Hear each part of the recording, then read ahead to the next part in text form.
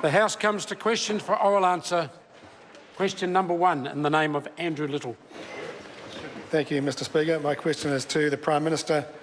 Does he stand by his statement that, quotes, "We are seeing a record number of houses being built," end quotes, given the current rate of dwelling consents per 1,000 New Zealanders is less than the average under the previous Labor government and less than half the record level?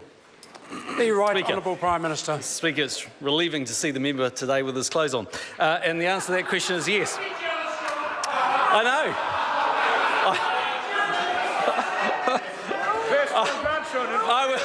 I was in awe, shock and awe. Well, now we'll get back to questions for oral answer. Mr Speaker, according to the latest building activity survey from Statistics New Zealand, the amount of residential building work in the 3 months to July was the highest since the series began back in the 1980s. That is up 6% on the previous record level set in March this year. It's an increase of 50% since 2013, over 90% since the start of 2012. As I said previously, building consents have been running at the highest level for over 11 years, and we're looking for them to increase further. Supplementary question, Andrew Little. Will he take responsibility for fewer than 10,000 houses a year being built in Auckland when 13,000 are needed? The Right Honourable Prime Minister. Mr Speaker, there's a number of reasons why house numbers haven't met the level that is required. Most of those have been around the metropolitan urban limit restrictions, but also the global financial crisis had a big impact on developers not being in the position to be able to fulfil building plans. But, Mr Speaker, the good news is we're narrowing that gap rapidly, and under very low interest rates and a strong economy, more and more New Zealanders are buying a home. Supplementary question, Andrew Little. Are enough affordable houses being built in New Zealand today?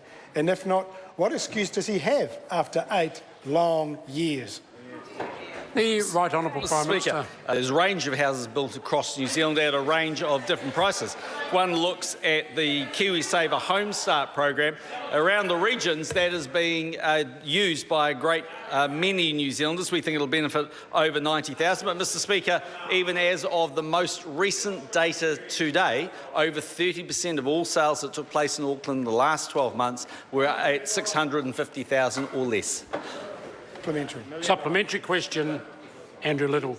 In light of information out today showing that the average house now in Auckland is over $1 million in price, just how serious is he about getting more New Zealanders into an affordable home? The Right Honourable Prime Minister. The member answered that himself when he noted the big increase in the number of properties being built under the national-led government. Yes, it's less, Mr Speaker, than what is probably required, but we're getting very close to getting that number delivered each year. And if one looks at the government's comprehensive plan, it is everything from releasing public land to the extra people being trained in the sector. Mr Speaker, we are in the biggest building boom we have seen, and this is the largest number of people ever employed in the construction sector. Mr Speaker, there are more houses to be built, but this government is helping assist those houses to be built. Oh, Pinocchio. Supplementary question, Andrew Little. What excuses does he make to Aucklander JP van der Westhuizen, who says, quotes, "My wife and I have got good jobs and earn decent money, especially for our age. It's a vicious cycle. Rent is so high that you can't save. The whole DIY Kiwi dream is becoming more and more unachievable. It's pretty ridiculous." The Right Honourable Prime Minister. Mr Speaker, that wouldn't be borne out by the number of people that are using the KiwiSaver Home Start, which is for first home buyers, Mr Speaker. Secondly, what is happening is that of course you do have house prices going up in both Auckland and generally around New Zealand, but that is fuelled by extremely low interest rates, but also a very buoyant economy. We have one of the fastest growing economies in the developed world, and one of the the second highest employment rate in the world and one of the lowest unemployment rates. Supplementary question, Andrew Little. Does he accept the reason 10,000 Kiwi kids under 15 are now homeless is because he and his government has failed to fix the housing crisis. That's right.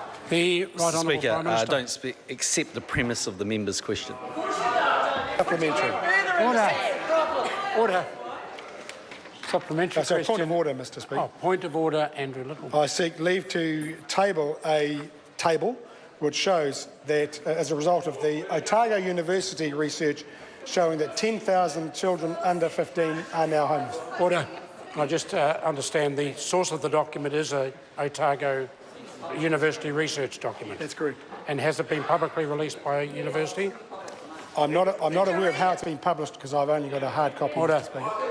Order. I'd advise members in the future that they'll be asked that question. I'd expect them to be ready, but on the basis that it hasn't been checked, leave has been sought to table that particular report.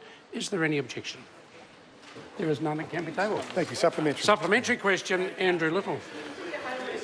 Will any of the excuses he has offered today help a single family buy their first home or help even one homeless child into a warm, safe home tonight?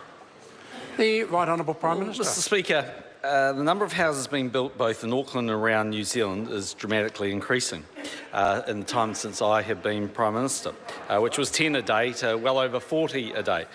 Just today, the government announced there'll be an additional $24 million going in to support community housing providers. There was $50 million allocated in the budget for emergency support. This is the government that raised benefits for the first time in 43 years.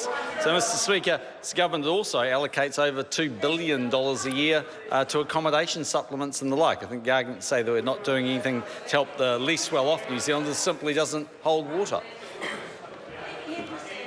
Order. Question.